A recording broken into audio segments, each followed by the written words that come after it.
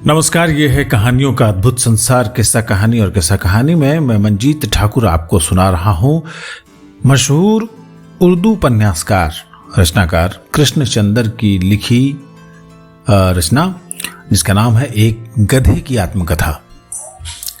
आज सुनिए इसका पहला हिस्सा। इसके पढ़ने से बहुतों का भला होगा। महानुभाव, मैं न तो कोई साधु सन्यासी हूं, न कोई महात्मा धर्मात्मा, न श्री 108 स्वामी गहमानंद का चेला हूं, न जड़ी बूटियों वाला सूफी गुरमुख सिंह झमेला हूं, न मैं वैद्य हूं, न मैं डॉक्टर हूं, न कोई फिल्म स्टार हूं, न राजनीतिज्ञ। मैं तो केवल एक गधा हूं जिसे बचपन के दुष्कर्मों के कारण अखबार पढ़ने का घातक रोग लग गया था।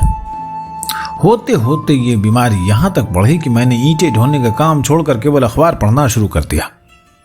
उन दिनों मेरा मालिक धब्बू कुम्हार था जो बाराबंकी में रहता था, जहां के गधे बहुत मशहूर हैं, और सैयद करामत अली शाह बार एट लॉ की कोठी पर ईंटें ढोने का काम करता था। सैयद करामत अली शाह लखनऊ के एक माने हुए बैरिस्टर थे और अपने पैतृक नगर बाराबंकी में एक आलीशान कोठी खुद अपनी निगरानी में बनवा रहे थे। सैयद साहब को पढ़ने लिखने का बहुत शौक था, इसलिए अपनी कोठी का जो भाग उन्होंने सबसे पहले बनवाया वो उनकी लाइब्रेरी का हॉल और रीडिंग रूम था, जिसमें वो प्रातः काल आकर बैठ जाते थे। वो बाहर बारामदे में कुर्सी डालकर अखबार पढ़ते और ईंटें ढोने वालों की निगरानी भी करते रहते। उन्हीं दिनों मुझे समाचार पत्र पढ़ने का चस्का पड़ा। होता अधिकतर यूं था कि इधर मैंने एक उठती हुई दीवार की नीचे ईंटें फेंकी, उधर भागता हुआ रीडिंग रूम की ओर चला गया। बैरिस्टर साहब अखबार पढ़ने में इतने लीन होते कि उन्हें मेरे आने की खबर नहीं होती और मैं उनके पीछे खड़ा होकर समाचार पत्र का अध्ययन शुरू कर देता। बढ़ते बढ़ते ये शौक यहां तक बढ़ा कि बहुधा मैं बैरिस्टर साहब से पहले ही समाचार पत्र पढ़ने पहुंच जाता। बल्कि प्रायः ऐसा हुआ है कि समाचार पत्र का पहला पन्ना मैं पढ़ रहा हूं और वो सिनेमा के विज्ञापनों वाले पन्ने पर मुलाहिजा फरमा रहा है। मैं कह रहा हूं, ओ ईडन आइजनहावर बुल्गानिन फिर मुलाकात करेंगे, और वो कह रहे हैं, आहा हजरतगंज में दिलीप कुमार और निम्मी की नई फिल्म आ रही है। मैं कह रहा हूं सिकंदरिया की हवाई दुर्घटना में 12 मुसाफिर मर गए, और वो कह रहे हैं, बाप रे बाप सोने का भाव फिर बढ़ गया। बस इसी प्रकार हमारा ये सिलसिला चलता रहा, यहां तक कि मेरा मालिक ईंटें गिनकर और मिस्त्री के हवाले करके वापस आ जाता और मेरी पीठ पर जोर से कोड़ा मारकर मुझे ईंटें ढोने के लिए ले जाता। लेकिन बैरिस्टर साहब मुझे कुछ नहीं कहते। दूसरे फेरे में जब मैं वापस आता तो वो स्वयं समाचार पत्र का अगला पन्ना उठाकर मुझे दे देते, और यदि मैं पूरा पढ़ चुका होता तो भीतर लाइब्रेरी से कोई पुस्तक निकाल कर लाते और जोर जोर से पढ़ना शुरू कर देते। ये जो मैं पढ़ना और बोलना सीख गया हूं, तो इसे सैयद साहब का ही चमत्कार समझिए या उनकी कृपा दृष्टि, क्योंकि सैयद साहब को समाचार पत्र पढ़ते हुए खबरों पर बहस करने और पुस्तकों को ऊंचे स्वर में पढ़ने और पढ़ते हुए उन पर टिप्पणी करने की बुरी आदत थी। यहां जिस जगह पर वो कोठी बनवा रहे थे, उन्हें कोई ऐसा शख्स नहीं मिला जिससे वो ऐसी बहस कर सकते थे। यहां हर व्यक्ति अपने अपने काम में व्यस्त था। बस एक गधा उन्हें मैं मिला, परंतु इसमें उन्हें कोई आपत्ति नहीं थी। वास्तव में वो केवल बातचीत करना चाहते थे, किसी से अपने मन की बातें कहना चाहते थे। गधे की बजाय एक खरगोश भी उनकी संगति में रहता तो महापंडित बन जाता।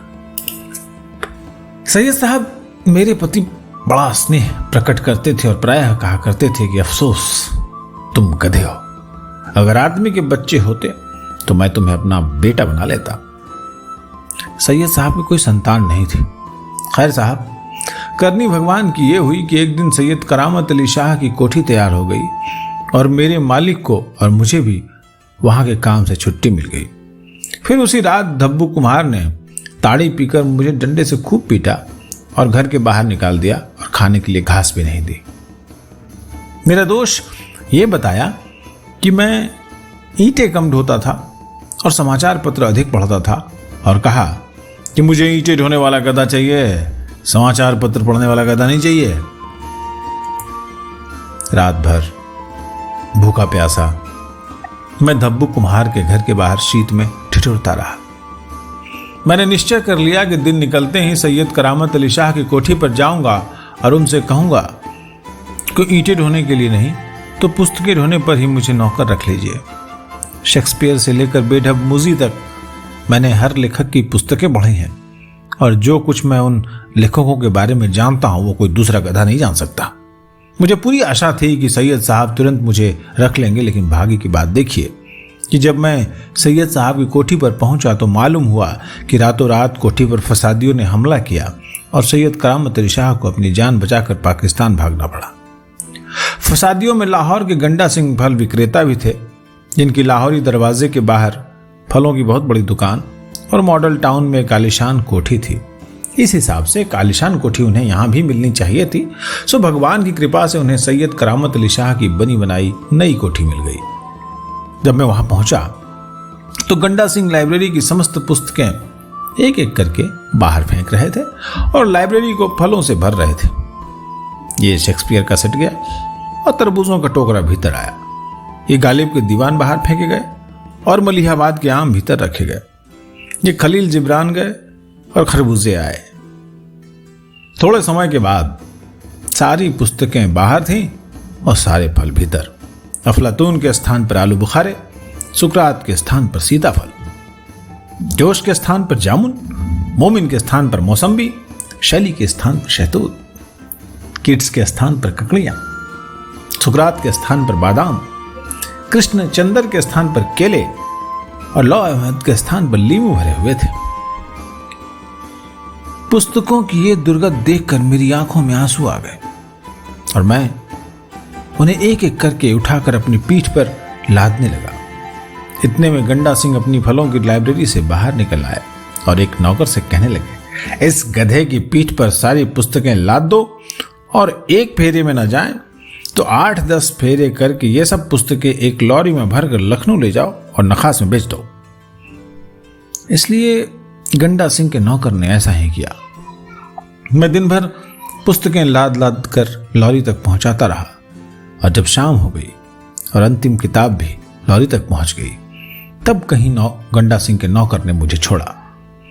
मेरी पीठ पर उसने जोर का एक कोड़ा जमाया और मुझे लात मारकर वहां से भगा दिया। मैंने सोचा कि जिस शहर में पुस्तकों और महापंडितों का ऐसा अनादर होता हो वहां रहना ठीक नहीं है और इसलिए मैंने वहां से प्रस्थान का संकल्प कर लिया। अपने शहर के दरो दीवार पर हसरत भरी निगाह डाली, घास के 2-4 तिनके तोड़कर मुंह में रखे और दिल्ली की ओर चल खड़ा हुआ। सोचा दिल्ली स्वतंत्र भारत की राजधानी भी है और कला, विद्या, राज्यों और राजनीति का केंद्र भी। वहां किसी न किसी तरह गुजारा हो ही जाएगा। अब गधे साहब जब दिल्ली पहुंचे तो वहां क्या होता है, गधे का बाराबंकी से प्रस्थान कैसे होता है और दिल्ली की नगरी का कृष्णचंद्र गधे की आत्मकथा में कैसे वर्णन करते हैं, ये आप सुनिए एपिसोड 2 में। नमस्कार।